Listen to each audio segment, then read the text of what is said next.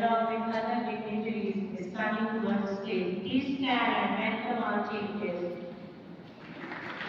And it is all my pleasure to please announce our guest.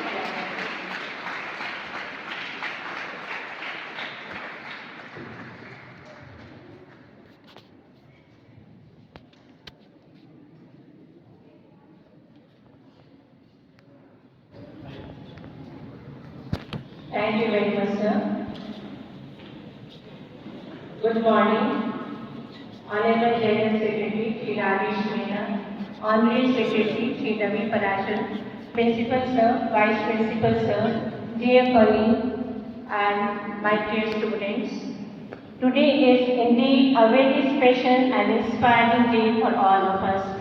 We have gathered here for a counseling and motivation session that promises to guide, energize, and empower our young minds. We are extremely privileged to welcome a personality who is a perfect blend of discipline, wisdom, and experience. It is my proud honor to introduce our chief guest and speaker, Colonel J.K. Singh. Colonel Singh is a respected army officer. He has served in the 42nd Armored Regiment with service in the Rashtriya Rifles and Special Group. He is the commandant of Jadpur Government of Jharkhand. He is a well-known author and inspiring mentor to students and serve the nation with pride. Adding another feather to his cap, he has also anchored prestigious Republic Day program in Delhi, reflecting his remarkable command, confidence, and leadership.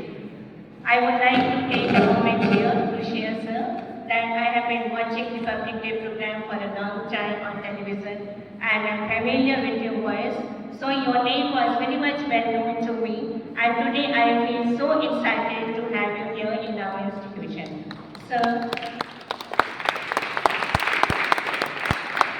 we are truly grateful to have you with us today. On behalf of the entire Lala Lajpat Rai Balmati Senior Secondary School fraternity, I extend a warm and heartfelt welcome to our chief guest.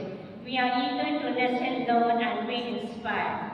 And now, we will commence with the traditional lamp lighting ceremony.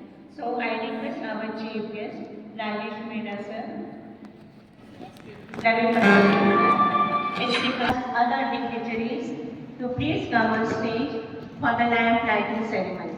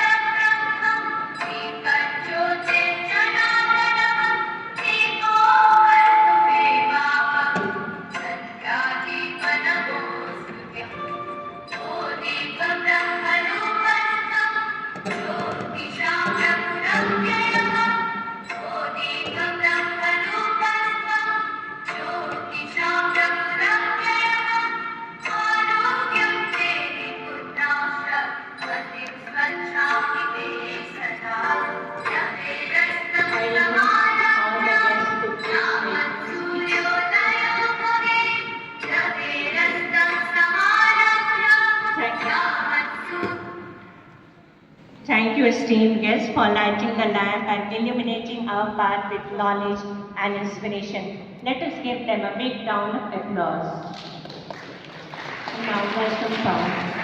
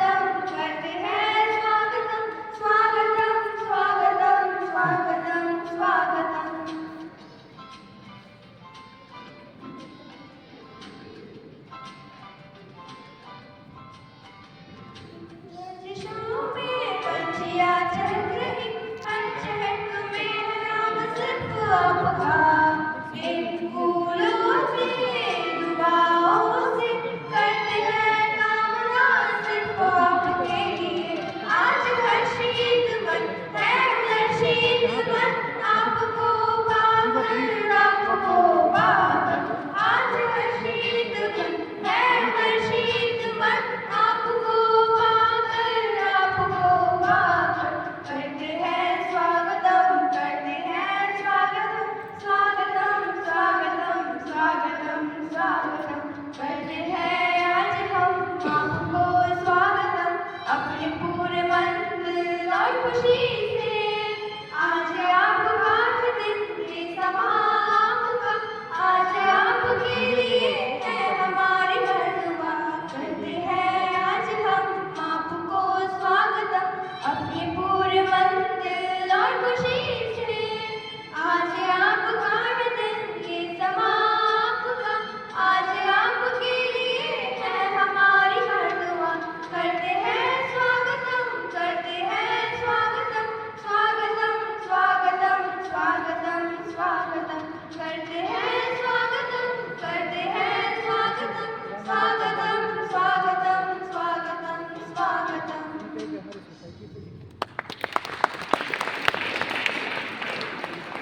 Thank you, girls.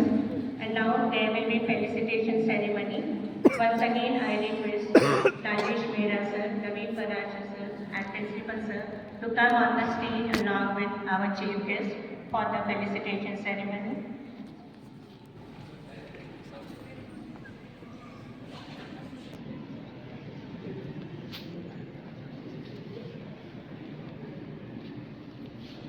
So, first of all, we will honor our chief guest.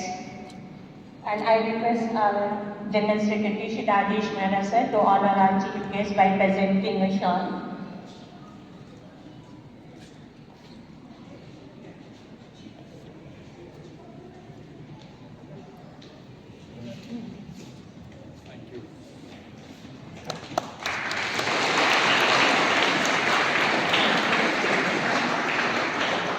Thank you, sir. Now may I request Shri Ravi Parashar sir to honor our chief guest by presenting a memento.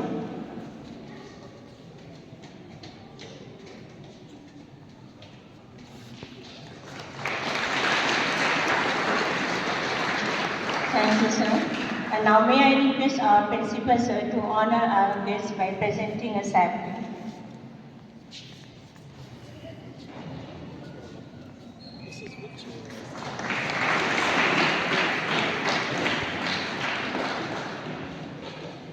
Thank you very much, sir.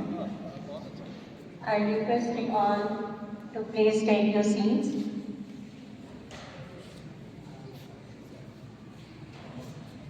And then I would like to request our chief guest to please say a few words over here.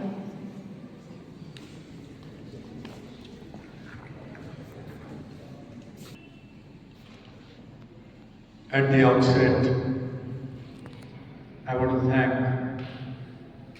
all the dignitaries who are here. मैं सबसे पहले उन्हें दिल से धन्यवाद देना चाहता हूँ जिन्होंने एक सैनिक को मौका दिया। सरहद पर गोलियां चलाने का मुझे बहुत अवसर मिला, लेकिन समाज में आने के बाद ये जो अभूतपूर्व अविस्मरणीय अद्भुत अकल्पनीय अवसर जो मुझे मिला है, इसके लिए मैं सबसे पहले आप लोगों को धन्यवाद देना चाहता हूँ। A big round of applause for the people who are here. Who have created this opportunity. एक सैनिक का परिचय सिर्फ इतना है, मैं गंगा की श्वास हूँ, मैं ब्रह्मपुत्र की प्राण हूँ, मैं देशभक्त की ऊंज्वाला हूँ, दुस्साहस का परिमाण हूँ, शौर्य की ज्वालामुखी और सिंह की संतान हूँ। वंदे मातरम वंदे मातरम वंदे मातरम गान और तिरंगे की शान हूँ। काशी मथुरा वृंदावन का ईश्वरीय वरदान हूँ। समस्त राज्यों का राष्ट्रीय सम्मान हूँ। मैं सारा हिंदुस्तान हूँ, मैं सारा हिंदुस्तान हूँ, मैं सारा हिंदुस्तान हूँ। मैं कर्नल JK सिंह हूँ। सेना में 32 वर्ष मुझे काम करने का मौका मिला। आप में से कितने लोगों ने हॉलिडे मूवी देखी है अक्षय कुमार की? हाथ खड़ा करके। Okay, very nice. कितने लोगों ने पूरी मूवी देखी? कितने लोगों ने मद्रास कैफे देखा? ओके, तो अक्षय कुमार ने जिस मूवी में काम किया है हॉलिडे, मुझे उस बटालियन में, उस फोर्स में लगातार 3 साल काम करने का मौका मिला। और वह ऐसे ही एक काम पर आधारित थी वो फिल्म, जो हॉलिडे मूवी थी, अ सोल्जर नेवर रिटायर्स। मैं एक सामान्य परिवार से हूं। घर में मेरा स्थान तीसरे नंबर पे था और मेरे पिताजी पुलिस में सब इंस्पेक्टर थे। और उन दिनों नेपाल में कपड़े बड़े अच्छे मिलते थे जो कभी फटते नहीं थे। टेरिलिन, जॉर्जेट, इस तरह के कपड़े थे। तो 2 साल जब नया कपड़ा आता था तो 2 साल मेरे सबसे बड़े भाई पहनते थे। उसके 2 साल के बाद मेरे मझले भाई पहनते थे और 5वें साल में वो उपहार में मुझे मिलता था। तो एक दिन मैं बहुत गुस्सा हो गया, मैं सबसे छोटा था। मैंने मां से कहा मुझे नए कपड़े चाहिए। बार बार मुझे पुराने वाले कपड़े मैं एकदम थक गया। तो मेरी मां ने कहा था कि बेटा कुछ ऐसा काम करो कि जिस दिन दुकान में जाओ उसी दुकान से उसी दिन खरीद करके नए कपड़े खरीदो और नए कपड़े पहन सको। ये बात मेरे दिमाग में थी। और फिर हमने कहा कि कोई ऐसा जॉब करूंगा जिस दिन मैं सीधा दुकान से खरीद करके कपड़े खरीद सकूं। उसके बाद आज आपके शिक्षक यहाँ मौजूद हैं। मैं भी एक शिक्षक के द्वारा गढ़ा गया, खेलकूद में मस्त था। अचानक एक शिक्षक मेरे घर आए। उन्होंने कहा कि आप जानते हैं एक सैनिक स्कूल होता है? हम में से कोई नहीं जानता था। मैं तो जानता नहीं था, बाकी लोग भी नहीं जानते थे। तो उन्होंने बताया कि वहाँ पे सैनिक स्कूल है। मैं खेलकूद में ज़्यादा इंटरेस्टेड था तो मुझे बताया गया कि एक फुटबॉल पोस्ट मिलेगा, वहाँ पे बाकायदा आयरन का पोल होगा, उसमें नेट भी लगा होगा, गोल कर सकते हैं, इस तरह की चीज़ें बताई। मुझे बड़ा इंटरेस्ट आया, फुटबॉल खेलने में बहुत इंटरेस्टेड था।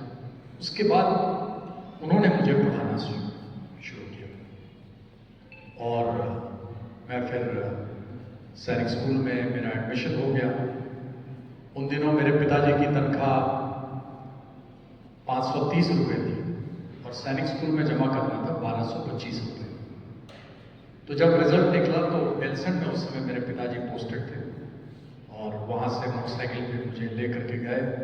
सीतामढ़ी एक जगह है बिहार में, वहाँ 1.5 घंटे सर्दी में हम लोग वहाँ गए। मोटरसाइकिल पे मैं पीछे बैठा हुआ था।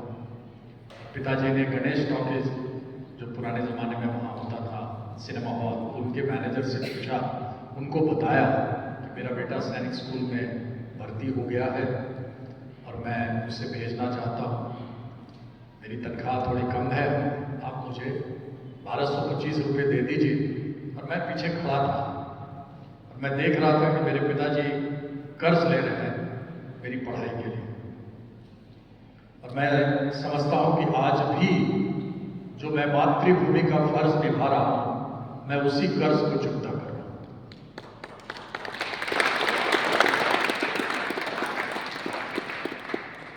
और सैनिक स्कूल में गया। टीचर का क्या रोल होता है ये मैं आपको बताना चाहता हूँ, इसलिए इस हिस्से को मैं यहाँ बता रहा हूँ। सैनिक स्कूल में जब मैं गया तो खेलना मुझे बहुत पसंद था, खेलता था। नया एक गेम वहाँ खेलने को मिला, बास्केटबॉल। मैंने जीवन में कभी नहीं खेला था, बहुत अच्छा लगा। फिर मैं उसमें अच्छा हो गया। फिर वहाँ पे मैच था इंटर हाउस, आपके भी हाउस होते होंगे, तो इंटर हाउस था, स्पिरिट बहुत हाई था। उन्हीं दिनों मुझे मम्स हो गया। मम्स एक ग्लैंड्स को स्वेलिंग कर देता है एंड इट इज इन्फेक्शियस, संक्रामक रोग है। तो मुझे आइसोलेशन वार्ड में रख दिया गया और जब आइसोलेशन वार्ड में रखा गया तो मैं quarter final match isolation ward से जंप करके और चला गया ग्राउंड में और जाकर के खेल करके अपने हाउस को जिता करके वापस आ गया। फिर सेमीफाइनल में भी मैं अपने बेड से उठ करके किसी तरह से चुपके से दीवार जंप करके चला गया। पर जब फाइनल आया तब तक डॉक्टर साहब को खबर लग गई कि ये कैरेट कहीं से निकल जाता है। उन्होंने मुझे जाने नहीं दिया। मुझे बहुत गुस्सा आया कि आज फाइनल था, आज मुझे जाना चाहिए और जाना चाहिए मुझे हर हाल में। मुझे जाने नहीं दिया गया। शाम का अंधेरा था। मैंने उन दिनों मैट्रेसेस आए थे, फोम के मैट्रेस आए थे, उसको मैंने ब्लेड से कट कर दिया। वहाँ पे जितने बल्ब थे सबको फोड़ दिया, जो वायर था उसको तोड़ दिया। और शाम को अंधेरे में जब मैं बैठा था 6 साढ़े 6 बजे, मुझे लगा मुझे कुछ मैंने गलत किया है। फिर मैं तैयार होकर के और मैं प्रिंसिपल के पास जाता हूँ। प्रिंसिपल का नाम था कर्नल PS सत्संगी। उनके पास गया, उनके घर पे गया, कॉल बेल बजाया। उसमें मैं 7वें क्लास में था, 8वें क्लास 7वें में। और मैंने कहा सर मुझसे एक गलती हुई है, मैंने आज बहुत ज़्यादा नुकसान किया है, मुझे ऐसा नहीं करना चाहिए। तो उन्होंने कहा कि बेटे दिस इज सैनिक स्कूल, सैनिक स्कूल है, यहाँ अनुशासन बहुत कड़ा होता है, इस पे डिसीजन कल ऑफिस में होगा। पर इस सब चीज़ में सिल्वर लाइन, इस पूरे क्लाउड में, इस पूरे काले बादल में सिल्वर लाइन ये है कि तुम सच बोल रहे हो। फिर अगले दिन मुझे खड़ा किया गया, मेरी पेशी हुई, मार्चअप हुआ। मैं सेंटर में था, 41 टीचर्स थे और वहाँ पे सब लोगों ने अपनी अपनी राय दी कि इसको रखना चाहिए कि नहीं रखना चाहिए। लोगों के विचार थे कि ये एक ब्लैक स्पॉट है, एक खराब आम पूरे टोकरी को खराब कर देता है, या मछली पूरे तालाब को गंदा कर देती है, तो इसको ज़रूर निकालना चाहिए। उस पर फिर फाइनली मुझसे पूछा गया, तो मैंने कहा कि सर मुझे एक मौका दीजिए, मैं इस स्कूल का बेस्ट स्टूडेंट बनना चाहता हूँ। फिर दोबारा वोटिंग हुई और वोटिंग में मुझे फिर निकालने का निर्णय लिया गया। आखिरी में कल PS सत्संगी ने कहा कि अब मैंने सबकी बातें सुन ली, I am the principal of this school, मैं इस स्कूल का प्रिंसिपल हूँ और ये मेरा निर्णय है कि ये कैडेट यही रहेगा और इसे एक मौका दिया जाएगा। I survive that. उसके बाद की जो जर्नी है वो मैं छोटे में ही बताना चाहता हूँ। उसके बाद मैंने अपने हर पल को, हर सेकंड को एक एक्टिविटी से जोड़ दिया कि अगर मैं यहाँ से हॉस्टल से जा रहा हूँ, नहाने की जगह पे जा रहा हूँ, तो रास्ते में मैं फिजिक्स के बारे में, इस चैप्टर के बारे में पढ़ूंगा। जब लौट के आऊँगा तो मैं केमिस्ट्री का ये चीज़ पढ़ूंगा, मैथ्स का ये पढ़ूंगा। और जब मैं नहा रहा हूँ तो मुझे चूंकि खाने में भी करना है काम, तो मैं खाना खाऊँ। इस तरह से मैंने 90 दिन अपने होश हवास को, अपने रूटीन को मैंने संकल्प में बदला। और उस 90 दिन के बाद मैं अचानक हर चीज़ में अच्छा करने लगा। फिर पढ़ाई में भी, खेल में भी, बाकी को करिकुलर एक्टिविटीज़ में भी, गाने वाने में भी। और फिर फाइनली जब मैं वहाँ से पास आउट हुआ तो I pass out as the best student of school. Flight lieutenant on award मिला मुझे। Best student of Jharkhand as best student of Bihar. उस समय झारखंड और बिहार एक ही साथ था और मैं भारत में तीसरे स्थान पर पास किया UPSC में।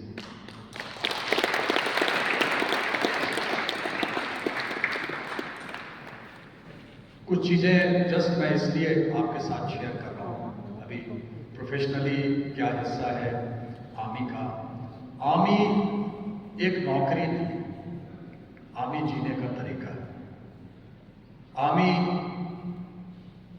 में जो वेतन मिलता है वो तो जीविका के लिए मिलता है। याद रखें, ये कोई मायने नहीं रखता है कि जीवन में आपने कितने सालों जिया है, ये मायने रखता है कि उन सालों में आपने कितना जिया है।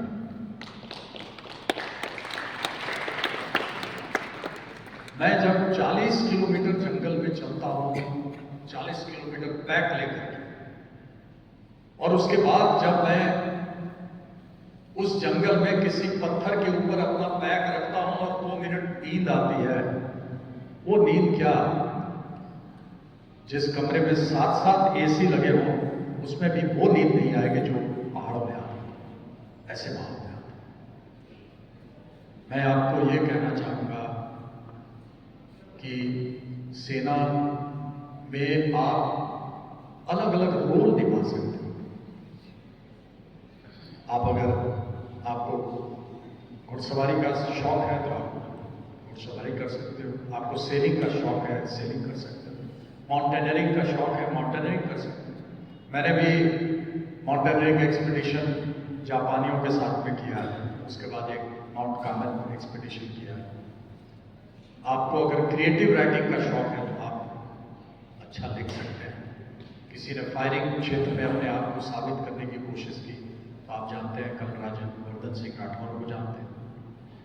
तो मेरा ये कहना है, आज मैं बहुत अपने आप को अनुग्रहित महसूस कर रहा हूँ और ईश्वर को धन्यवाद दे रहा हूँ कि मुझे ऐसे संस्थान से और इतने अच्छे बच्चे, इतने प्रतिभावान बच्चों के साथ मुझे जुड़ने का मौका मिल रहा है। मैं आपको तो धन्यवाद देता ही, यहाँ जो आयोजक हैं उनको तो धन्यवाद देता हूँ।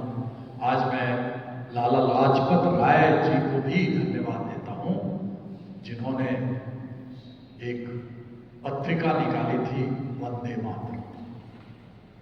वंदे मातरम एक स्वतंत्रता सेनानियों का एक राष्ट्र मंत्र था, राष्ट्रीय सुरक्षा के हुंकार थी वंदे मातरम। जब शब्द कम पड़े थे तब लहू से लिखा गया था वंदे मातरम। फांसियों के रस्सों पर जीवित आजादी के मतवालों के जिंदगी के आखिरी निशान थे वंदे मातरम। और उसी पावन पूजनीय लाला लाजपत राय, जिन्होंने वंदे मातरम को नई ऊंचाइयों तक पहुंचाया था, उन्हीं के वंशज हैं। वही भावना आपने, जिस कारण से आप यहां बैठे हैं, उसी देशभक्त कारण से शहीद आजम भगत सिंह फांसी के फंदे पर हंसते हंसते झूल गए। जिस देशभक्त कारण से आप आज यहां बैठे हैं, उसी कारण से बिस्मिल ने कहा था, मैं फिर आऊंगा और हिंदुस्तान को आजाद करूंगा। जिस देशभक्त कारण से आप यहां बैठे हैं, उसी कारण से आजाद ने कहा था, स्वाभिमान की आखिरी गोली एल्फ्रेड पार्क में अपने मस्तक में दे डाली और कहा था कि हम आजाद हैं, आजाद थे, आजाद रहेंगे। मुश्किल का सामना हम गोलियों से करेंगे, आजाद थे, आजाद हैं, आजाद रहेंगे। यहां बैठे हैं, उसी देशभक्त कारण से अशफाकुल्लाह ने कहा था, मेरा धर्म पुनर्जन्म की बात नहीं करता, लेकिन अगर मेरी खुदा से जन्नत में मुलाकात होती है तो मैं कहूंगा, या खुदा मुझे जन्नत न देना, मुझे दोबारा हिंदुस्तान में पैदा करना।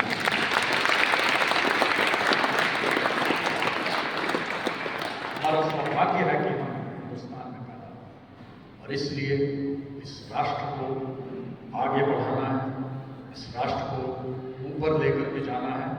और जो ये प्रयास है, आप भारतीय सेना में जाना चाहते हैं, राज्य देश के अलग अलग क्षेत्रों में अपना योगदान देना चाहते हैं, वो अत्यंत प्रशंसनीय है। संकल्प की एक डोर से आप अपने लक्ष्य तक पहुंच सकते हैं। आपने देखा, संसाधन की जरूरत नहीं होती है जीत के लिए, संकल्प की जरूरत होती है। और अंगार हार उनका जिनकी सुनहाक समय रुक जाता है, आदेश जिधर का देते हैं इतिहास उधर छूट जाता है। इतिहास झुकाने का प्रण अगर लाला लाजपत राय के इस विश्वविद्यालय ने ले लिया है तो इतिहास झुकेगा और आपके कहने से रास्ते बनेंगे। मेरी शुभकामनाएं हैं। और अंत में मैं यहाँ फेज 1 में सिर्फ इतना ही कहना चाहता हूँ कि आज राष्ट्र को ऊपर ले जाने की कोशिश, पराक्रम का उपहार जो आज यहाँ सभी आगे बैठे विशिष्ट विभूतियों में है, जो आपकी आंखों में है, आपकी आंखों में है, यही आज के गांधी के बलिदान है, वल्लभ भाई पटेल के अरमान है, नेताजी के प्राण है, आजाद का उफान है, सुखदेव की सरस्वती, राजगुरु की यमुना और भगत सिंह की गंगा है। यही तिरंगा है, यही तिरंगा है, यही जय हिंद। मेरे साथ एक बार भारत माता की जय करें। भारत माता की जय, भारत माता की जय, भारत माता की जय। We can go for the next session.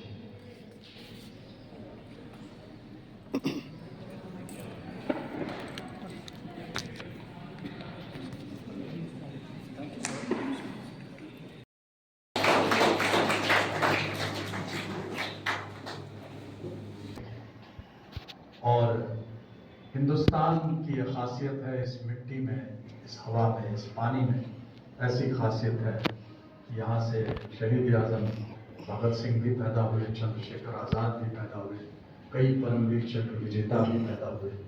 और ख़ासकर अभी जिस इलाके से हम हैं वो इलाका भगवान बिरसा मुंडा के नाम से प्रख्यात है।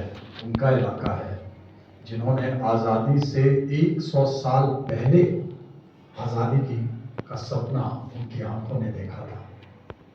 साथ ही पूर्वी पाकिस्तान के साथ जो लड़ाई हुई है 1971 की, उसका अकेला परमवीर चक्र विजेता लांस नायक एल्बर्ट टिक्का, वो भी झारखंड से ही है।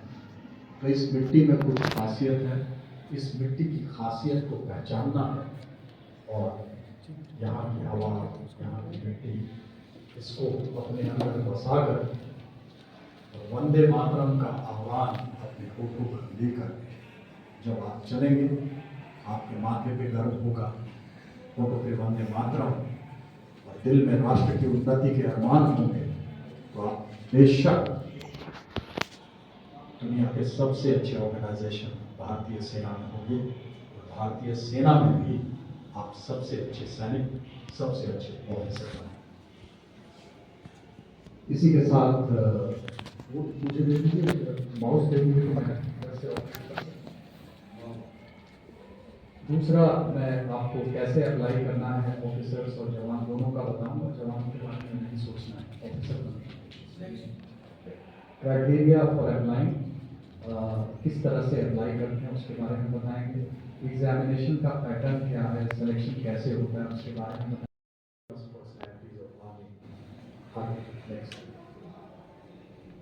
इंडियन आर्मी जो थल सेना है वो जमीन पे चलती है और ये वैल्यर, डिसिप्लिन, कमिटमेंट यानी बहादुरी, अनुशासन और राष्ट्र के प्रति निष्ठा का प्रतीक है। इंडियन आर्मी, जैसे इंडियन आर्मी थल सेना है, इंडियन आर्मी का हिस्सा है, तो आर्मी एविएशन है, वहाँ ज्वाइन करेंगे तो वहाँ हेलीकॉप्टर पायलट्स बन सकते हैं। वैसे ही एयरफोर्स में भी आप हेलीकॉप्टर पायलट्स भी बन सकते हैं और फिक्स्ड विंग जो बड़े वाले जहाज होते हैं उनके भी बन सकते हैं। ट्रांसपोर्ट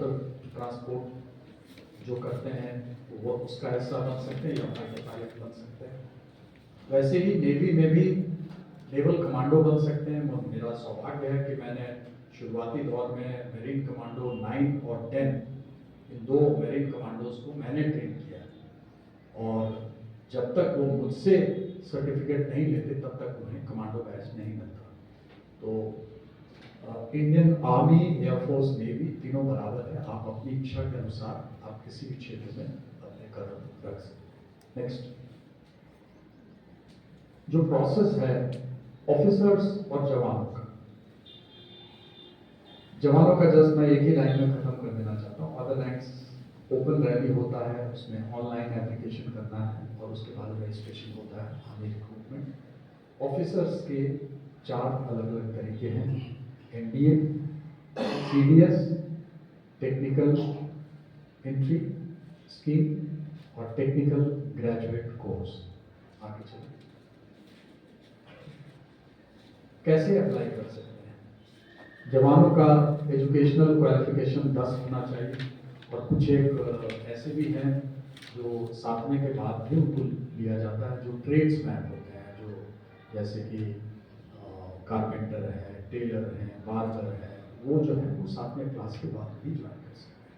उनकी उम्र 17.5 से 21 साल, physical standard 170 centimetre, chest 82 centimetre, 5 centimetre फूलना चाहिए, नेशनैलिटी इंडियन होना चाहिए और अनमैरिड होना चाहिए। अब आते हैं ऑफिसर्स के बारे में, ऑफिसर्स के बारे में अच्छे से बात करें। एनडीए कैडेट अगर कोई जाए तो उसका अनमैरिड होना जरूरी है और उसके साथ उसकी हाइट, एज जो है वो 16.5 से 19.5 होना चाहिए और क्लास 12 पास किया हुआ होना चाहिए। अगर वह एनडीए से नहीं जाता है, एनडीए में आपने देखा कि 12 के बाद ज्वाइन कर सकते हैं। अगर मान लीजिए वो ऑलरेडी 12 से आगे निकल चुका है और फिर उसने मन बनाया कि मुझे आर्मी ज्वाइन करना है, या उसने एनडीए में ट्राई किया, एनडीए में नहीं हुआ, फिर भी वो आर्मी ज्वाइन करना चाहता है, तो वो ग्रेजुएशन करे और ग्रेजुएशन करने के बाद वो आर्मी ज्वाइन करे।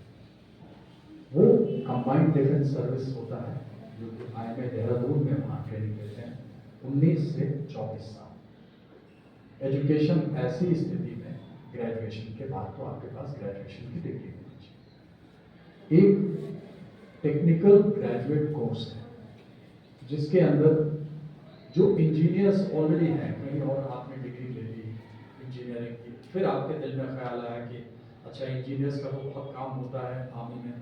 आर्मी में जो इंजीनियर्स हैं वो बहुत तरह के काम करते हैं, रोड बनाना बॉर्डर एरियाज में, पानी का एस्टैब्लिशमेंट करना, बोरिंग करना, पानी के पाइप्स लगाना, बिजली के कनेक्शंस देना, लड़ाई के मैदान में माइंस बिछाना, सुरंग जो होते हैं जिसके ऊपर आपने देखा होगा टैंक जाता है तो उड़ जाता है, वो लगाना, या अगर दुश्मन ने लगाया है तो उसको चुन करके साइड में करना।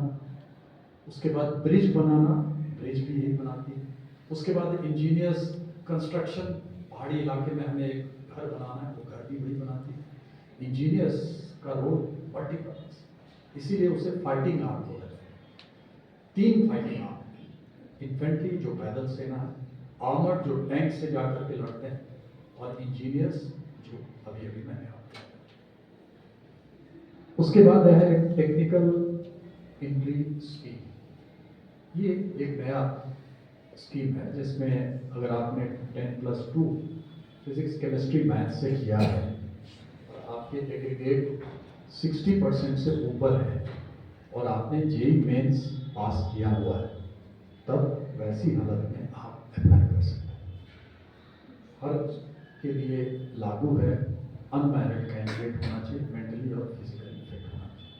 आगे चलिए, अब हम जवानों का देखते हैं। जवानों में पहले फिजिकल टेस्ट होता है, फिर रिटन टेस्ट, फिर मेडिकल टेस्ट।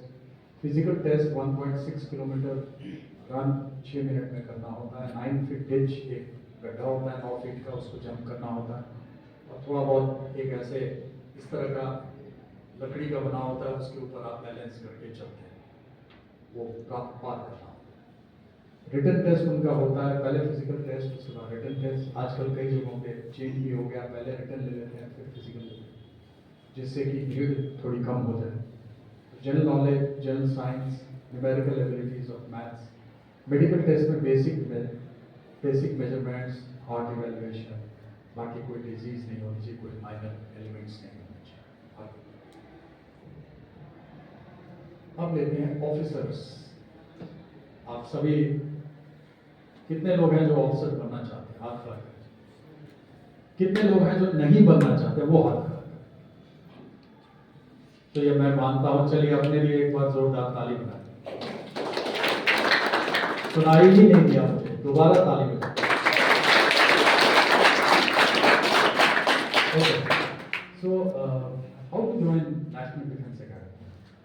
दरअसल सबसे अच्छा रास्ता नेशनल डिफेंस एकेडमी होता है, क्योंकि शुरुआती दौर में ही आपको ये मौका मिल जाता है कि आप इस आर्म को ज्वाइन करें, इस सेक्शन, इस सर्विस को ज्वाइन करें। 2 बार एग्जाम होते हैं और 2 पेपर होते हैं। एक मैथ्स का होता है, 120 क्वेश्चन होते हैं, 300 मार्क्स, 2.5 नंबर का एक। दूसरा जनरल एबिलिटी टेस्ट होते हैं, 150 मार्क्स, 4 नंबर, एक सही है। टोटल 900 मार्क्स होते हैं और नेगेटिव मार्किंग होती है 1/3 mark for each wrong answer, जिससे कि आप तुक्का नहीं मार सकें। जो आपको पक्का पता है वही आप लिखें। 2.5 घंटे मिलते हैं हर पेपर के लिए। वहीं जब आप ये रिटन एग्जामिनेशन पास कर जाते हैं तो आपका एसएसबी होता है, और एसएसबी आपको लगता होगा कि जो शायद अच्छी अंग्रेजी बोल देता है वो पास हो जाएगा, या कोई दिल्ली का पढ़ा हुआ वो बोल जाएगा। हम तो लातेहार, रांची, इधर बेसिक एरियाज के हैं। ऐसा कुछ भी नहीं। It is not test of knowledge, it is test of personality.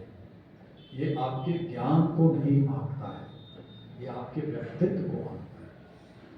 कुछ ऑफिसर लाइक क्वालिटीज होते हैं जो हर आदमी के अंदर होते हैं, किसी में कम, किसी में ज्यादा। ये जो मेथड्स हैं ये आपने ऑफिसर्स के गुण खोजता है। अगर उसे 14 अलग अलग गुण मिल गए then you are through. Knowledge का टेस्ट नहीं कि आपको कितना नॉलेज है, आपने कितने करंट अफेयर्स याद कर लिए, बुक एंड ऑथर याद कर लिए, कंट्री कैपिटल याद कर लिए। नो, उससे कोई लेना देना। बेसिक नॉलेज डेफिनेटली होना चाहिए, करंट अफेयर्स मालूम होना चाहिए, पढ़े लिखे होने चाहिए, वो ठीक है। लेकिन ये मैक्सिमम फोकस पर्सनैलिटी पे करता है। तो साइकोलॉजिकल टेस्ट होते हैं, थीमेटिक परसेप्शन टेस्ट। इसमें एक पिक्चर दिखाई जाती है और उस पिक्चर पे आपको कुछ लिखना होता है, और आप जो लिखेंगे वो किस तरह से आपके व्यक्तित्व को उतार लेता है, वही साइकोलॉजिस्ट रीड करता है। अभी मैं एक छोटा सा 4 सवाल पूछता हूँ 4 लोगों से। कोई भी यहाँ से एक आदमी खड़े हैं, नंबर 1 आप खड़े हैं। हाँ, मुझे बताया, एक आपको मैं पिक्चर देता हूँ। एक जगह पे एक फोटोग्राफ लिया गया जहाँ पे एक्सीडेंट, तांगा एक्सीडेंट हो गया है, उल्टा पड़ा है। वो फोटो आपको 1 मिनट के लिए दिखाया गया। वहाँ पे 2 बंदे भी हैं, वो गिरे पड़े। आप क्या स्टोरी लिखेंगे? कुछ भी उस पर आपको 5 लाइन लिखना है। ऐसे जो दिल में आया वो, कोई घबराने की जरूरत नहीं, इसमें कोई सही नहीं है, कोई गलत नहीं, आप सही है। हाँ, ओके, करेक्ट। आपने बताया कि एक्सीडेंट हुआ है और 2 लोग गिर गए हैं, और ओके, कोई और भी कोई बोलो, बेबाक होकर के बोलो, don't get scared, it is not या बताइए, कोई भी 4 लाइन आप बोलिए। एक ताला गिरा हुआ है, वहाँ पे 2 लोग एक गिरे हुए, थर्ड पर्सन जो गाड़ी से जा रहा था उसको देखते हुए उसको हेल्प किया। दोनों ये वो 3 मिनट वो ताले को सही किया। What's your name? Mohit. Mohit. One big round of applause for Mohit.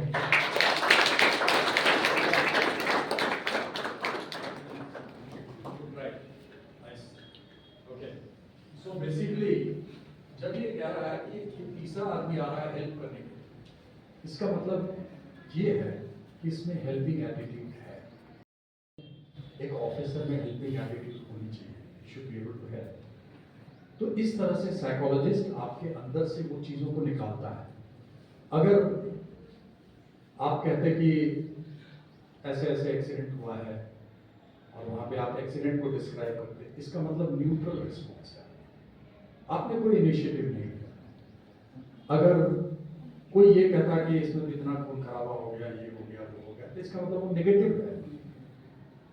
वो सिर्फ किसी भी ग्लास में अगर आधा ग्लास भरा है तो वो खाली वाले हिस्से को देख रहा है कि ये तो नहीं है, भरा हुआ नहीं है, इस नेगेटिव। इस तरीके से वो आपके बारे में निर्णय लेते हैं कि आपके अंदर क्या है।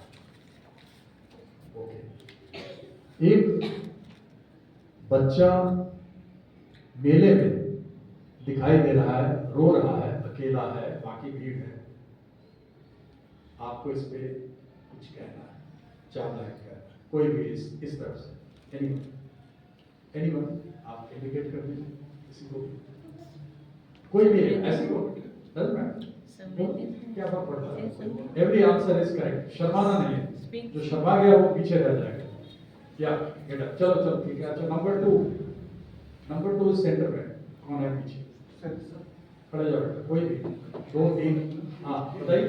या सर, जैसे कि हमारा एक सीन है जहाँ एक मतलब मान ही लेते हैं कि बड़ा सा मेला लगा हुआ है कहीं पे और एक बच्चा सुनसान पे रो रहा है, तो हम लोग ये एक कैरेक्टर है जिसका नाम रोहन है, वो देखता है कि बहुत अफरा तफरी है, मतलब भीड़ है, सब लोग खुद पे ही बिजी है, लेकिन वो बच्चा अकेले है, तो उस पे वो करता है कि उसको टेक केयर करता है, फिर उसे अच्छे से। आपका नाम क्या है? हर्ष उराव। हाँ, हर्ष उराव। हर्ष, ओके, तो वो रोहन नहीं है, वो आप हैं। अब आप बताइए। मैं हर्ष कैरेक्टर हूँ, मैं वहाँ पे जाता हूँ और मैं उस बच्चे से पूछता हूँ कि क्या हो गया तुम्हें, मतलब उससे बात करके उसे खुद से फैमिलियर करने चाहता हूँ ताकि वो मुझसे डरे ना और खुद से मतलब मेरे से खुल के कह पाए। और फिर उसके बाद मैं क्या, अगर मेरे पास पॉसिबल हो तो मैं उनके गार्जियंस को खो सकूँ, जैसे कि उसे नंबर याद हो जाए, वो अपने घर का एड्रेस अगर बता पाए तो मैं उनसे पहुंचा पाऊँ, लेकिन नहीं तो फिर वहाँ के विभाग के जो भी पुलिसकर्मी हो या फिर जो ऑर्गेनाइजर्स हो उस मेले के, उनको हैंड ओवर कर दूँ ताकि वो सेफ हाथ तक अपने घर तक पहुँच पाए। वेरी गुड, हर्ष के लिए चाहिए। मैं आपके आंसर्स को थोड़ा सा और रिफाइन करूँ। आपने कहा आपने हेल्प किया, आप गए, आपने जाकर के बातचीत की, आपने पूछा, आपने ये किया, लेकिन आपके मन में संशय है कि अगर वो ऐसा हुआ तो मैं इसको बताऊंगा, अगर ये ऐसा हुआ नहीं, ये तो ठीक, आपका 90% you are perfect, I am talking of that 10%। मैं उसको ढूंढ के, उसके पेरेंट्स को ढूंढ के लाऊंगा, आई विल गेट इट, मैं उसको अपने माता पिता से मिलाऊंगा, चाहे कुछ भी हो। I have to achieve. Ammunition कम है, दुश्मन की संख्या ज्यादा है, दूरियां ज्यादा है, लेकिन एक सैनिक होने के नाते मुझे विश्वास है फिर भी हम जीतेंगे। I have to win for my country, so that zeal has to be reflected. You will get 90%, but I want you to get 110%. Okay? Second. So like this, there are psychological tests. अब जितने dictionary में negative words, वो सब negative words पे आपको एक sentence कहना होगा। Make a sentence with murder, anyone, that's it. Murder, captain, जिसने वो लगाया हुआ है कैप्टन, या खड़े जाओ, यस यस। मर्डर से कुछ सेंटेंस हिंदी इंग्लिश किसी में भी बनाए। The terrorist was murdered by Indian Army. Good. Clap for him. Okay, another one this side. Anyone? Murder पे कुछ भी सुना? शर्माना नहीं, जो शर्मा गया वो हमेशा पीछे कुकून में रह जाए। या anyone? Any child? मर्डर पे एक और कोई स्टोरी, कोई एक लाइन। डरना नहीं है, कोई no one is evaluating you. So murder is a criminal activity. Okay, very good. Thank you. Now I will compare both these statements. That's it. Thank you.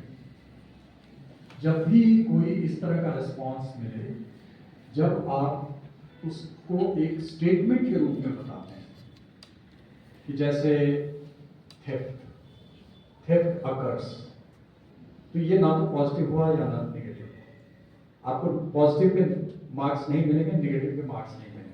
अगर आपने क्या लिख दिया होता कि राजा कैरीज आउट थेफ्ट, राजा चोरी करता है, तो आप चोर हो जाते, तो राजा की जगह पे आप हैं।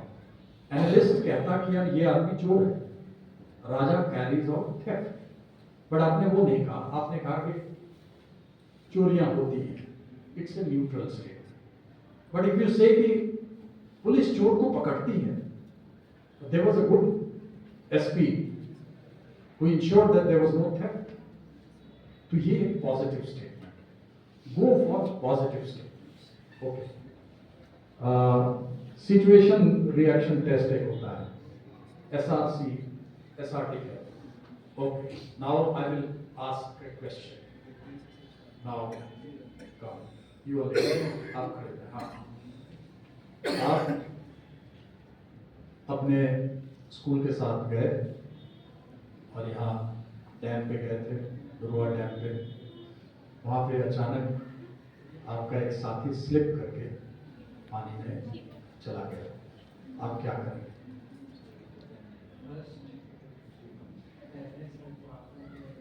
तो आसपास के लोग तो कहते हैं हेल्प बुलाएंगे।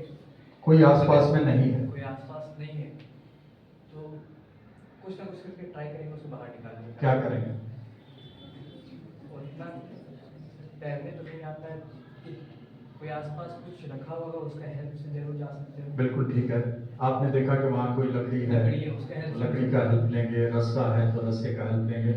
लकड़ी भी नहीं है और रस्सा भी नहीं है, फिर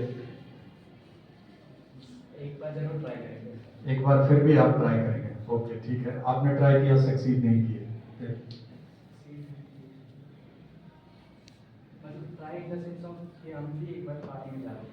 ओके गुड, आप भी पानी में जा करके गए, आप पानी में गए, 4 कदम गए, लेकिन उसके बाद भी वो नहीं काबू में आया, फिर ट्राई करते रहेंगे। ओके ट्राई करते रहेंगे। चलो good, clap for it. It was like this. I will give you an example. When I was doing my SSB, I was given कि ऐसे एक बंदा डूब गया या अचानक बेहोश हो गया, तो फिर आप क्या करेंगे? तो मैंने कहा कि सर मैं फटाफट उसको लेकर के जाऊंगा और हॉस्पिटल लेकर के जाऊंगा। बोला अच्छा गाड़ी कहाँ है? मैंने कहा सर एक गाड़ी मिल गई है।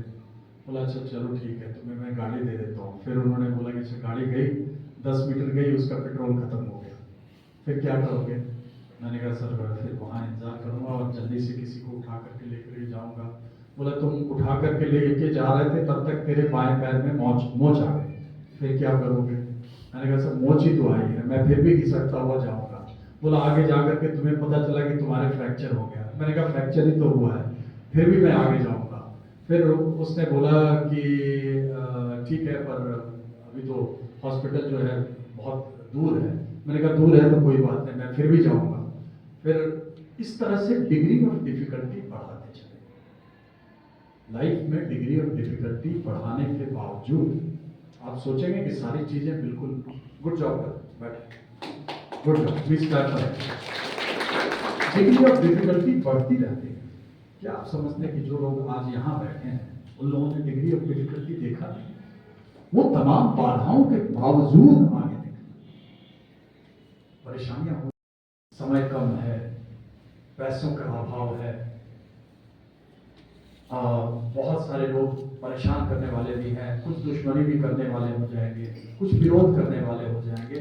तमाम परेशानियों के बावजूद जो यहाँ से तैर के निकल जाता है वही जीता है। In army you have to learn to win. How you win is your बंदोबस्त। जब मुझे कोई जिम्मेदारी दी जाती है, मैं नहीं कहता हूँ कि मेरे पास ये नहीं है वो नहीं है। अगर मुझे कोई जरूरत चाहिए वो मैं जरूरत मानता हूँ, लेकिन एक बार जब मैं लड़ाई के मैदान में चला गया तो मेरा एक ही लक्ष्य है, एक श्वास, एक लक्ष्य, एक कदम, मुझे अपने देश के लिए जीत हासिल करना है। Whatever may happen is immaterial. Group discussions होते हैं और 3 तरह के टेस्ट होते हैं। एक साइकोलॉजिकल टेस्ट होता है जो साइकोलॉजिस्ट लेता है, जो आपको ऑब्जर्व करता है। ये जो टेस्ट मैंने आपको कुछ बताया वो टेस्ट के थ्रू, उसके बाद एक ग्रुप टेस्टिंग ऑफिसर होता है जो ये देखता है कि आप ग्रुप में कैसे काम कर रहे हैं। वो आपको एक ऑब्स्टिकल देगा, इस ऑब्स्टिकल को क्रॉस करना है, लेट्स से यहाँ से यहाँ तक क्रॉस करना है। वो आपको एक फट्टा दे देगा, एक प्लैंक दे देगा, और वो प्लैंक छोटा है, आप कैसे जाएंगे? तो फिर आप उसमें से जो बाकी लोग हैं उसमें कोई ऐसे उठाएगा, कोई पकड़ेगा, कोई दूसरे की मदद करेगा, कोई दूसरी तरफ जंप करके जाएगा, फिर लोगों को क्रॉस कराएगा। इस तरह की चीजें वो दिखाता है कि आप as a member of team कैसे काम करते हैं, एक सदस्य होने के हिसाब से काम करते हैं। बिकॉज एन आर्मी ऑफिसर और एन आर्मी जवान कैनॉट बी ए लोनर कि मैं तो अकेला ही काम करूँ। नहीं, मुझे एक ग्रुप का सदस्य रहना है, जैसे समाज में हमें एक ग्रुप का सदस्य रहना है। और फाइनल डे जब ये सारी चीजें हो जाती है, एक साइकोलॉजिस्ट होता है, एक जीटीओ ग्रुप ट्रेनिंग ऑफिसर होता है वो, और एक प्रेसिडेंट होता है। प्रेसिडेंट आपसे इंटरव्यू में पूछता है कि आपका नाम क्या है, आपका बैकग्राउंड क्या है, आपको हॉबी के बारे में पूछता है। कोई मुझे बता सकता है उसकी क्या हॉबी है? कोई भी मतलब आपकी हॉबी क्या है? कोई भी? एनीवन? हॉबी क्या है? आप क्या करते हैं अपने टाइम पे, क्या करते हैं जब फ्री हो जाते हैं? What's your hobby? सिंगिंग, गाना गाता है कोई? हाथ खबर, कोई गाना गाता है? अभी तो गा रहे थे इतने सारे स्वागतम में। आपकी दुआएं लेकर के जा रहा हूं मैं लड़ाई के मैदान। या तो like singing. Now don't think कि आपने बोल दिया कि मेरा हॉबी सिंगिंग है, लेकिन जब मैं आपसे पूछूं कि अच्छा क्लासिकल गाते हैं या मॉडर्न गाते हैं? क्लासिकल गाते हैं तो कौन से राग में गाते हैं? उस राग का कौन सा सबसे अच्छा गाने वाला है? उसकी क्या कब उत्पत्ति हुई थी? कौन कौन से फिल्मी गाने हैं जो उस राग पे हैं? वो उस राग में कोई चेंजेस आए हैं क्या बदले समय के साथ? कोई मॉडर्न गाना है जो उस राग पे है, उसका जो गाने वाला है वो कैसा है, वो गाना कितना प्रचलित हुआ? सो एक छोटे से सेक्शन में आप सिर्फ ये कह के नहीं कह सकते कि साहब मैं तो, मेरी हॉबी है बुक रीडिंग। फिर आपसे हम सवाल पूछेंगे कि अच्छा कौन सा हिंदी पढ़ना चाहते हैं, अंग्रेजी? अच्छा अंग्रेजी, ओके ठीक है। आप फिक्शन में विश्वास रखते हैं या थ्रिलर, मर्डर मिस्ट्रीज, या किस तरह का एरिया आपको पसंद है? पुस्तक हिंदी अगर आप पढ़ते हैं तो कौन से किसकी किताबें पढ़ते हैं? So like that. तो आप हॉबी को तैयार करें प्रॉपर तरीके से। 900 मार्क्स इसके होते हैं, 900 इसके होते हैं, और उसके बाद फिर जुड़ करके आपका मेरिट निकलता है। जब मैंने ज्वाइन किया था तो मुझे मैं एक बार ज्वाइन कर गया था, मतलब एक बार मैं क्वालिफाई कर गया था। उसके बाद मेरा इंटरव्यू था। Interview I was very sure कि मैं निकल जाऊंगा। मेरे स्कूल में भी लोगों को था, मुझे भी विश्वास था कि निकल जाऊंगा। उन्हीं दिनों हर 6 महीने पे होता है, तो अगले सेशन के लिए मेरे इंटरव्यू से पहले ही मुझे यूपीएससी का रिटन एग्जाम देना था। मेरा पूरा स्कूल श्योर था कि मैं निकल जाऊंगा, मैं भी श्योर था निकल जाऊंगा। मैं पटना गया और मैंने कहा कि यार मेरा तो निकल ही जाएगा। मैं इसलिए ये वाकया बताता हूँ कि मैं बहुत बड़ी गलती करने जा रहा था और मेरे किसी साथी ने मुझे रोका। तो मेरा ऑलरेडी पहले वाले का रिटन एग्जाम का रिजल्ट आ गया था, मेरा एसएसबी का कॉल बैंगलोर आ गया था। मुझे बैंगलोर जाना था 10 दिन के बाद। तब तक में मुझे अगले 6 महीने के बाद अगले रिटर्न का टाइम आ गया। हम सारे पटना गए। रात में मैंने जहाँ रुके थे वहाँ हमने अपने दोस्त से कहा कि यार मेरा तो हो ही जाएगा, अब मैं अननेसेसरी रिटर्न में क्यों इतना टाइम लगाऊँ। तो मैं बस 5 मिनट में साइन करके निकल जाऊँ, मेरा तो हो ही जाएगा। वहाँ गया तो वहाँ इन्विजिलेटर ने कहा कि नहीं नहीं सर, आप ऐसे नहीं छोड़ के जा सकते, आपको 1.5 घंटा तो बैठना ही होगा, 1.5 घंटे के बाद ही जा सकते। तो मैंने थक हार करके यार 1.5 घंटा बैठना ही पड़ेगा, तो यार चलो यार might as well give the exam. इसी मकसद से मैंने दिया और पूरे मन से नहीं दिया। बावजूद इसके सेकंड टाइम जब मेरा पहली बार जब मैं गया वहाँ पे, तो मुझे किसी ने कहा कि एयरफोर्स ज्वाइन करेंगे। मैंने कहा क्या करना होता है? बोला एक पीएबीटी टेस्ट होता है, पायलट एप्टीट्यूड बैटरी टेस्ट। मैंने कहा क्या करना होता है? उसने बोला वो एक गाड़ी चलानी होती है, एंड एक आपको इस तरह का मिलेगा ड्राइव करने के लिए, और वो आप अच्छा चला लेंगे। मैं कहा ठीक है, ट्राई कर लेते हैं। फिर मैं गया, उसमें ईश्वर की कृपा थी, पास हो गया। फिर मैं मेडिकल के लिए मुझे मैसूर भेजा गया। उन दिनों मैं फुटबॉल बहुत खेलता था, I used to use my head quite a lot. Somewhere there must be some kind of injury, and so I was told that I will not be able to fly. और मैं जब 9000 feet पे जाऊंगा तो I will have some kind of problem, headache etcetera. जो 6 महीने के बाद लकीली, बिकॉज मैं अगले वाले यूपीएससी में ठीक से अपीयर हो गया, इसलिए मैं सेकंड टाइम फिर पास हो गया। अगर मैंने ये सोच करके कि मैं तो ऑलरेडी क्वालिफाइड हूँ, ये गलती आप कभी मत करना, लाइफ में मत करना। When you until and unless you have something, एक नौकरी मिलेगी, एक मिलने वाली होगी, जो मिला है उसको पहले पकड़ लो, तब दूसरे की तरफ जाओ। नहीं तो आपको एक पहला बोलता रहेगा कि अब तुम्हें नौकरी मिल गई है, इसको भी छोड़ दोगे, पता चला लास्ट डे की वो ऑलरेडी वैकेंसी भर गई। So always go for sure things, ये मैंने अपने जीवन से सीखा। और उस समय चूंकि मैंने मन से दिया नहीं था, my return was I barely pass, तो पास हो गया था। उसके बाद मैं वहाँ गया, बैंगलोर गया, और उसके बाद तब तक में मेरे मन में था कि ठीक है, अभी थोड़ा बेबाकी से ही करेंगे, हम देखते हैं अगर इस बार आर्मी में नहीं होगा तो हो सकता है मैं कहीं और ट्राई करूँ। मेरे पिता ये चाहते थे कि मैं पुलिस में जाऊँ। तो एनीवे, और उस समय मुझे, चूंकि मैं क्यों अंतर बताना चाहता हूँ, पहली बार मैं आर्मी बहुत ज़्यादा ज्वाइन करना चाहता, तो आई वॉज वेरी कॉन्शियस कि मैं क्या जो बोल रहा हूँ वो बहुत सही है कि नहीं। दूसरी बार मैं सोच के गया था कि if I don't make it I will go to Delhi, I will prepare for IAS. तो मन मेरा खुला हुआ था, कोई दबाव नहीं था। Let me tell you, first time मुझे एसएसबी में 460 नंबर मिले थे, 360 is the passing. First time 460, और दूसरी बार जब मैं बेवाकी से अपने नेचुरल स्वरूप में जब मैं अपियर किया, तो my marks was not 460, it was not 560, it was 628 marks out of 90. And that is why, despite a very bad written examination which I gave so casually, I became third in overall merit of UPSC. तो जब तक sure नहीं हो तब तक कोई opportunity छोड़ना नहीं। नेक्स्ट, वो बेसिक मेडिकल टेस्ट है, heart organic test.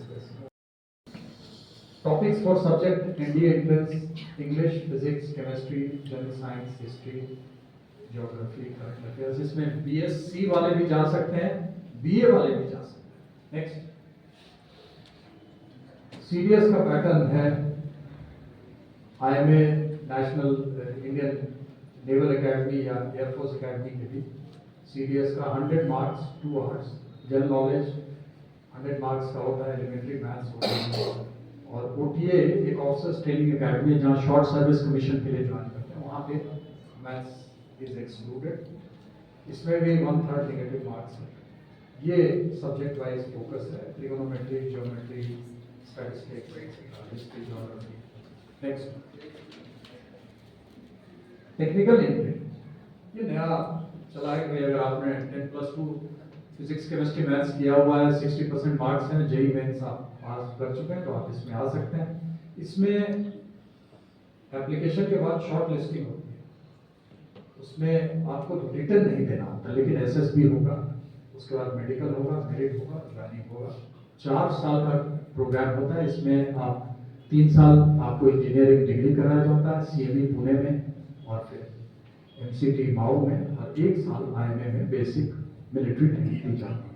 Engineering degree दिया जाएगा, और जब आप आईएमए में 1 साल में, लास्ट 1 ईयर में 56,100 रुपया पर महीना हर महीने आपको दी जाएगी, परमानेंट कमीशन। और इसमें ज़्यादातर जो टेक्निकल एंट्री है, इंजीनियर्स, सिग्नल्स होता है रेडियो कम्युनिकेशन, और कोर ऑफ ईएमई होता है गाड़ियों के लिए, जैसा कि आपने बताया कि गाड़ियों को रिपेयर करते हैं। तो जो गाड़ी, बहुत सारी गाड़ियाँ होती हैं, उनको भी रिपेयर के लिए हमारी शाखा होनी चाहिए, वो ईएमई है। नेक्स्ट, टेक्निकल ग्रेजुएट कोर्स, भाई किसी ने ऑलरेडी इंजीनियरिंग डिग्री कर ली, तो जिसने कर ली उसकी भी एक एंट्री है, 20 से 27 साल, या तो वो final year of engineering degree में हो तभी कर सकता है। इसमें ओनली अनमैरिड मेल कैंडिडेट्स हैं। सिलेक्शन प्रोसेस वही है, शॉर्टलिस्टिंग होगी, एसएसबी होगा, मेडिकल होगा, मेरिट होगा। 1 year IMA training, PC commission. हाँ मैं आधे घंटे के बाद मैसेज कर दें। तो इसमें भी ज़्यादातर टेक्निकल डिग्री में जाते हैं। इनको 1 साल की सीनियरिटी मिलती है, क्योंकि वो ऑलरेडी उन्होंने इंजीनियरिंग डिग्री किया, उनकी उम्र भी ज़्यादा है, उनकी दक्षता ज़्यादा है, तो 1 साल कोई सीनियरिटी मिलती है। मतलब पास आउट होंगे आज, लेकिन उनको सीनियरिटी मिलेगी 1 साल पहले से। ठीक, next. These are the ranks. जवानों का डिस्कस नहीं करते। Lieutenant, captain, major, lieutenant colonel, colonel, brigadier, major general, lieutenant general, general, field marshal and CDS. Next. Duty areas, peace areas होते हैं, हाई एल्टीट्यूड एरिया होते हैं। पीस एरिया हुआ जो जैसे Calcutta, Ranchi, Delhi. High altitude area हुआ सियाचिन या लद्दाख, इस तरह के एरिया 9000 फीट से ऊपर। एंटी टेररिस्ट एरिया हुआ जम्मू एंड कश्मीर का, और इस तरफ नॉर्थ ईस्ट में भी है, असम, नागालैंड, ये सब। यूएन मिशंस के लिए भी जाते हैं। यूएन पीस कीपिंग जो संयुक्त राष्ट्र का है, उसके साथ भी हम लोग एज कंटिजेंट जाते हैं। और लड़ाई के टाइम तो आप कहीं भी जा सकते हैं, इधर भी, और जरूरत पड़े तो उधर भी। नेक्स्ट। फैसिलिटीज जो कैंटीन की है, वो तकरीबन आपको मालूम ही है कि हर आइटम वहाँ मिल जाता है। एक फैमिली को जो जो चीज़ें चाहिए वो सब चीज़ें मिल जाती हैं। और हॉस्पिटल फैसिलिटी, आप कंटिन्यू, जब आपने फौज में ज्वाइन कर लिया तो आपके पूरा परिवार सर्विस के साथ भी और सर्विस के बाद भी सेना आपका ख्याल रखती है।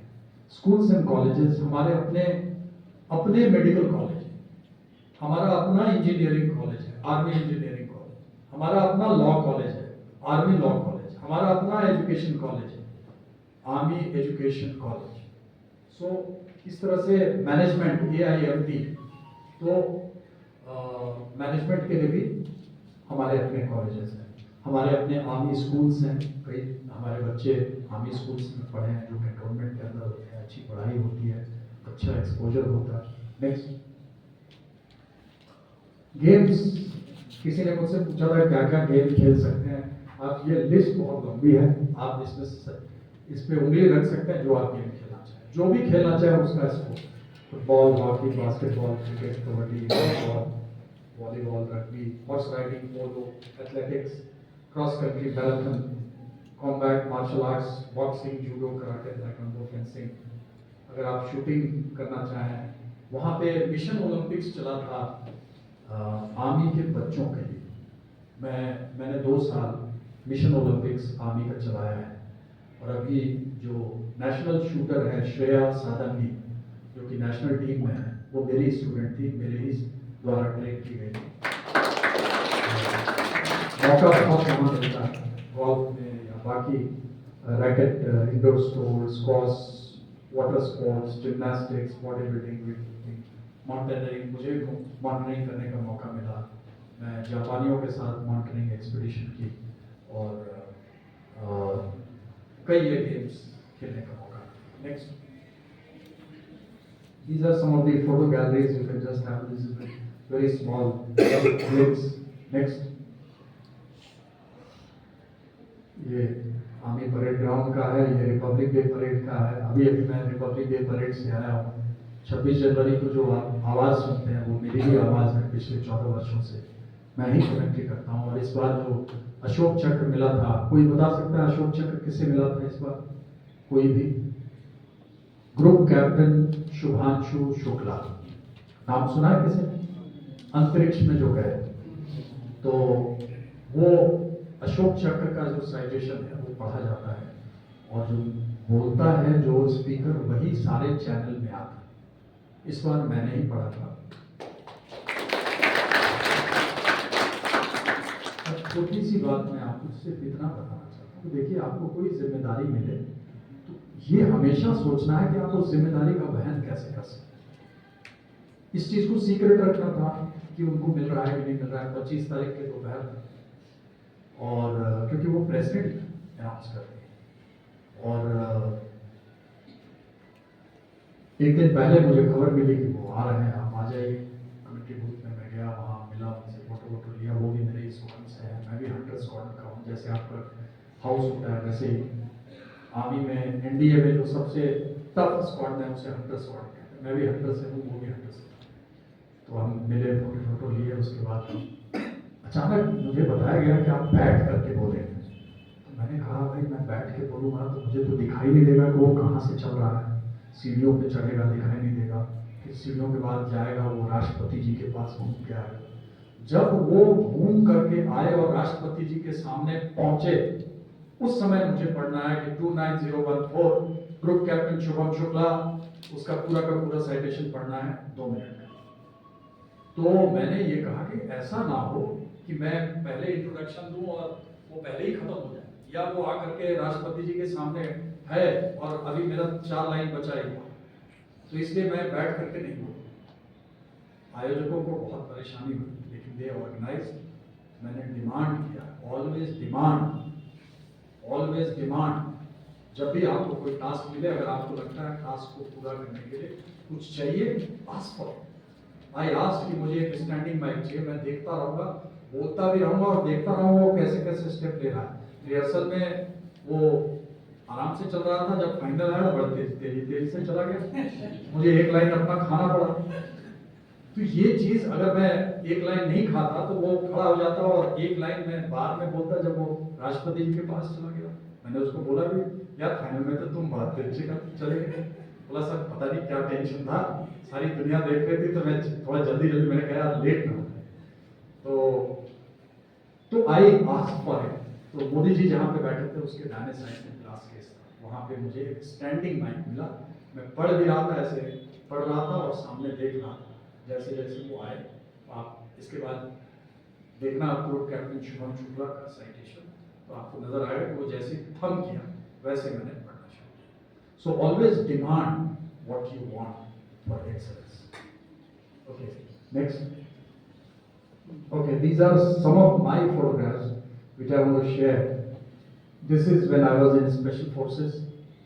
That is again, I more look like a terrorist.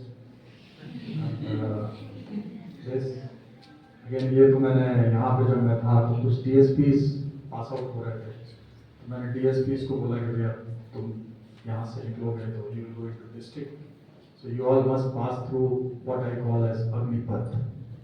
फिर मैं सबसे पहले मैं निकला और मैं अपने पीछे जो DSPs मेरे ट्रेनिंग्स थे उन सबको निकाला जो यहाँ झारखंड पुलिस में, और वो अच्छा काम कर रहे हैं। नेक्स्ट, पीछे चलिए। यहाँ एक छोटा सा वाक्य आपको बताना चाहूँगा। This is a photograph. मुझे क्रॉस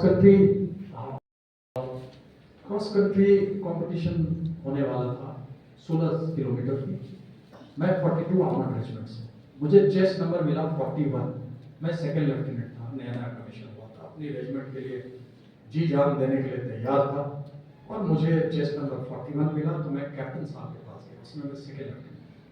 कैप्टन साहब के पास गया, सैल्यूट किया। सर मैंने कहा sir I am from 42 armoured regiment, I have got chest number 41, sir can I get 42? उन्होंने देखा मुझे, कहा कि व्हाई? मैंने कहा sir I am from 42 armoured regiment. क्या फर्क पड़ता है? Are you Mahip Singh? Because Mahip Singh was one who used to come first in practice for last 2 months. मैंने कहा no sir. Are you Sandeep? वो नंबर 2 पे आता था। मैंने कहा नो सर। तो क्या फर्क पड़ता है? How does it matter? Don't waste your time, go back. सावधान होकर के फिर मेरे मुंह से निकल गया सर अभी लड़ाई अभी शुरू कहाँ हुई, कल सुबह he lost his school, cheated me further, and he said me go back to your class. मैं चला गया अपने क्लास में, जाके थोड़ा मोरल डाउन हुआ। मैंने एक चेस्ट नंबर ही मांगा था, दे देते। तो 5 मिनट के बाद एक हवलदार दौड़ता हुआ, हु इज सेकंड लेफ्टिनेंट जेके सिंह, वो कैप्टन साहब बुला रहे हैं। दौड़ के गया, दोबारा गया, वो उन्होंने अपना पीछे रखा हुआ था, कुछ इधर पढ़ रहे थे। उन्होंने बोला yeah there is a chest number line on the table, एक टेबल पे चेस्ट नंबर पड़ा है, देख लो तुम्हारे कोई काम का है तो देख लो। मैंने देखा है उल्टा चेस्ट नंबर पड़ा था, उसको सीधा किया मैंने, तो दैट वाज चेस्ट नंबर 42। और वहाँ से मैं बहुत खुश होकर के सल्यूट करके और गया। Believe me if you can, मैं वहाँ से गया।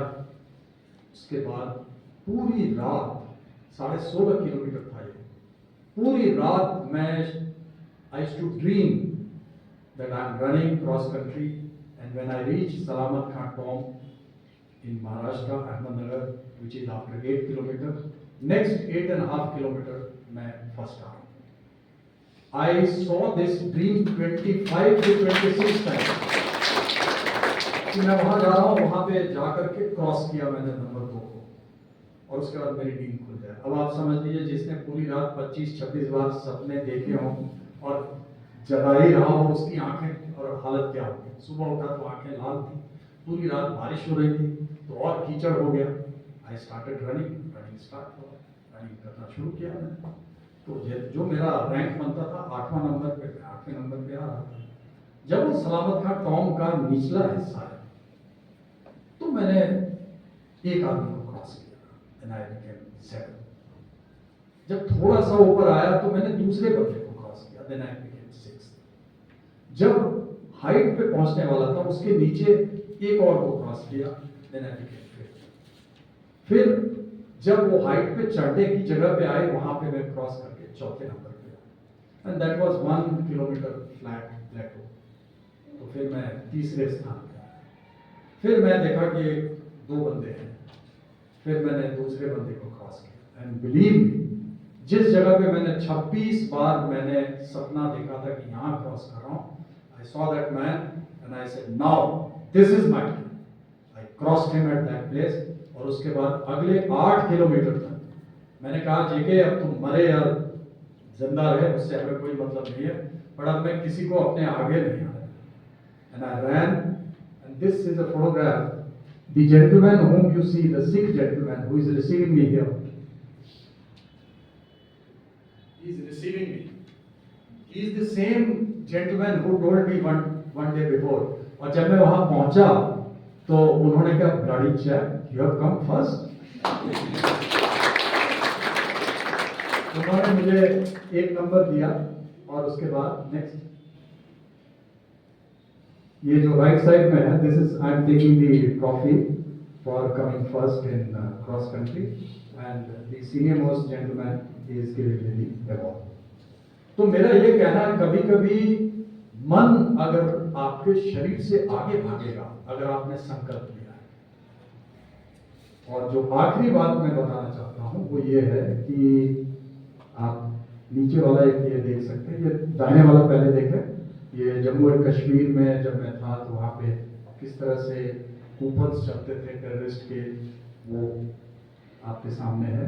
दाहिने नीचे साइड इस तरफ देखें, ये रेस्क्यू ऑपरेशन मैंने किया था जापानियों के साथ। वहाँ पे 2 जापानी क्रीवैस में जो गड्ढा होता है बर्फ का, उसमें चले गए थे। तो मैंने फिर रस्सा बांध करके मैंने उनको दोनों को निकाला था, और जब उन्होंने उनको जब मैं उठाया और उठा करके ले आया तो बोला, उस दोनों जापानियों ने मुझे बताया कि thank God we chose India, क्योंकि इंडियन हाथ हमें कभी भी बचा सकता है।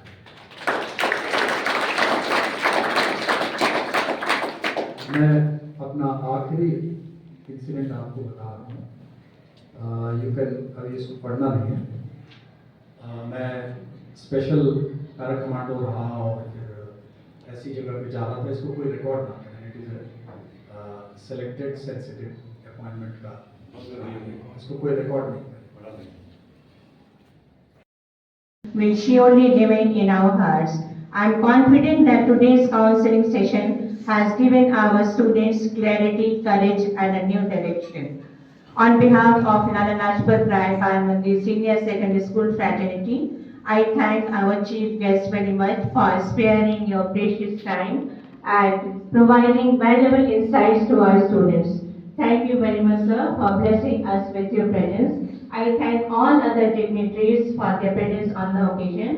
I thank all my dear colleagues, students, and I thank everyone. Have a great day ahead. Jai Hind.